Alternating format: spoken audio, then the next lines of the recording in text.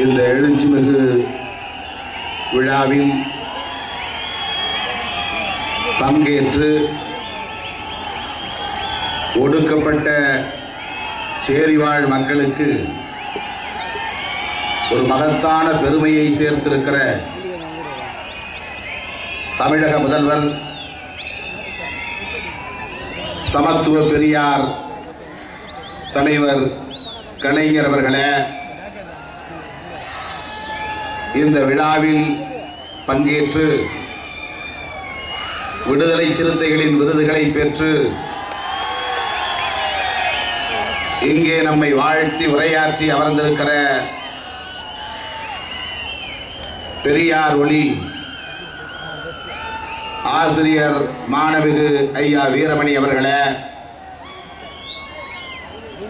காமராசர் கதிர் அன்னை கிருஷ்ணம்மாள் ஜெகநாதன் அவர்களே,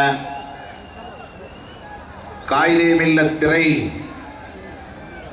கவிக்கோ அப்துல் ரஹ்மான் அவர்களே, அயோத்திதாச ராதவன் தோழர் ஞான அலாய்சியஸ் அவர்களே, செம்மொழி ஞாயிறு தேவநேய பாவாணரின் புதல்வர் அன்பு சகோதரர் தேவமணி அவர்களே, நமது கட்சியின் பொதுச் செயலாளர் தோழர் சிந்தனை செல்வன் அவர்களே, சட்டமன்ற உறுப்பினர் பொதுச் செயலாளர் தோழர் ரவிக்குமார் அவர்களே, பொதுச் செயலாளர் தோழர் கலைக்கோட்டு உதயம் அவர்களே, பொருளாளர் முகமது யூசுப் அவர்களே, வரவேற்புரையாற்றி அமர்ந்திருக்கிற காஞ்சிபுரம் மாவட்ட செயலாளர் விடுதலை செழியன் அவர்களே,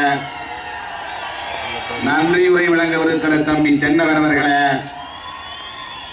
மாவட்ட பொறுப்பாளர்களே, மாநில பொறுப்பாளர்களே, மாண்புமிகு அமைச்சர் பெருமக்களே, நாடாளுமன்ற உறுப்பினர்களே, முன்னாள் இந்நாள் சட்டமன்ற நாடாளுமன்ற உறுப்பினர்களே, இங்கே பெருந்திரளாக கூடியிருக்கிற என் உயிரின் உயிரான விடுதலை சிறுத்தைகளே,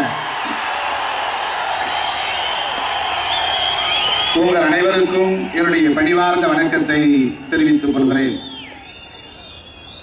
இந்த நாள் விடுதலை சிறுத்தைகளின் வரலாற்றில் பொன்னெழுத்துக்களால் பொறிக்கப்படக்கூடிய பெருமை பெற்ற பேறு பெற்ற நாள். விடுதலை சிறுத்தைகள் பொருளாதார வலிமை பெற்ற ஒரு பேரியக்கம் அல்ல. ஏனென்றால் விடுதலை சிறுத்தைகளாய் அணிதிரண்டிருப்பவர்கள் அன்றாடம் காட்சிகள். அன்றன்றைக்கு ஓடி ஆடி உழைத்து அன்றன்றைக்கு அடுப்பை ஓட்டி அன்றன்றைக்கு காய்ச்சி குடிக்கிற ஏழை எளிய ஒடுக்கப்பட்ட சமூகத்தை சார்ந்தவர்கள்தான் இன்றைக்கு அடக்குமுறைகளை எதிர்த்து ஒடுக்குமுறைகளை எதிர்த்து ஒரு அரசியல் சக்தியாய் பரிணாமம் பெறுகிற பேரியக்கமாக வளர்ந்து வருகிறது.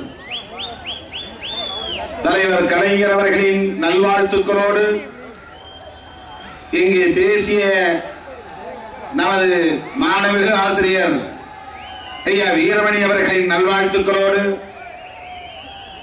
சான்றோர்களின் நல்வாழ்த்துக்களோடு இந்த இயக்கம் இன்றைக்கு தமிழகத்திலே ஒரு தவிர்க்க முடியாத அரசியல் சக்தியாக பரிணாமம் பெற்று வருகிறது.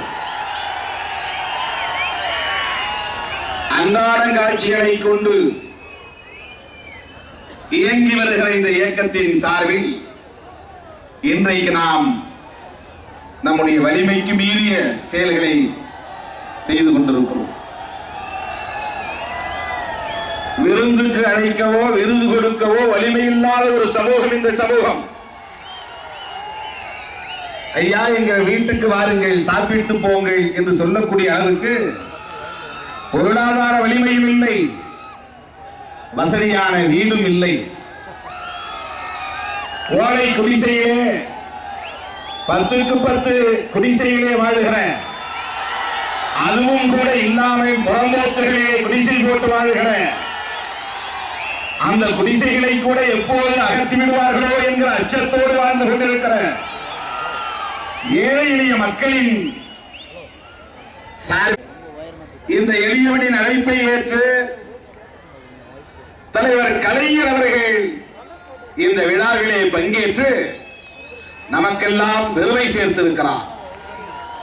திருமாவளவனின் குடிசையிலே வந்து திருமாவளவன் கொடுக்கிற கூழை குடித்தார் கலைஞர் என்று சொன்னால் அது எப்படிப்பட்ட மகிழ்ச்சியை தருமோ, எத்தகைய பெருமையை தருமோ, எவ்வளவு பூரிப்பை தருமோ, எவ்வளவு புலகாங்கிதத்தை அளிக்குமோ, அவ்வளவு பூரிப்பை புலகாங்கிதத்தை நான் அடைந்து நிற்கிறேன்.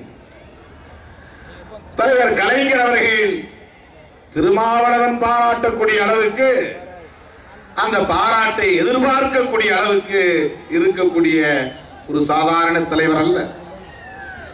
தலைவர் கலைஞர் அவர்களை தந்தை பெரியார் பாராட்டி இருக்கிறார். அவரை விட வேறு யார் பாராட்ட வேண்டும்? பேரறிஞர் அண்ணாவை கூட மனம் திறந்து பாராட்ட மனமில்லாத தலைவர் பெரியார் என்று சொல்லுவார்கள். தலைவர் கலைஞர் அவர்களின் நெஞ்சமெல்லாம் நிறைந்த தலைவர் பேரறிஞர் அண்ணா.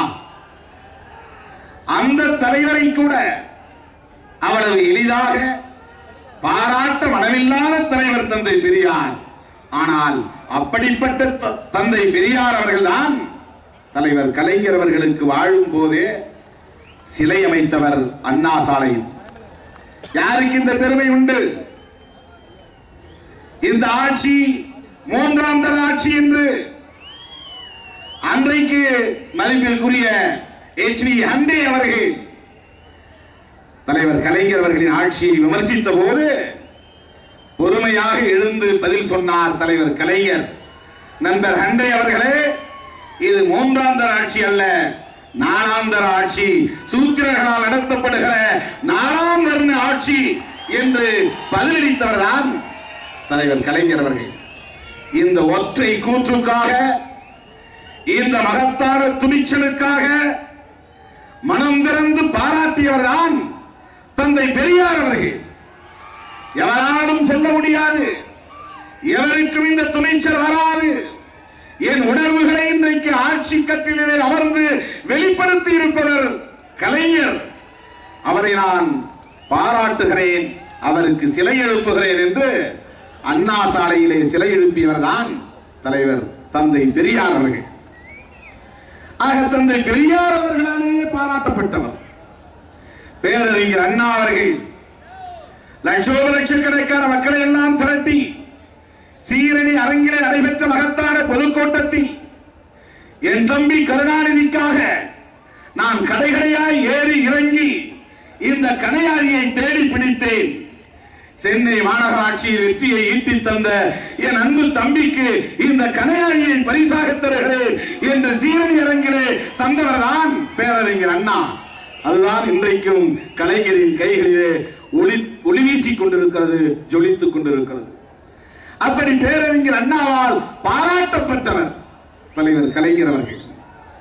பேரறிஞர் அண்ணா தந்தை பெரியார் மட்டுமா, மூதறிஞர் ராஜாஜி அவர்களால் பாராட்டப்பட்டவர், பெருந்தலைவர் காமராஜர் அவர்களால் பாராட்டப்பட்டவர், அகில இந்திய அளவிலே பாபு ஜெகஜீவன் ராம் அவர்களால் பாராட்டப்பட்டவர், அகில இந்திய அளவிலே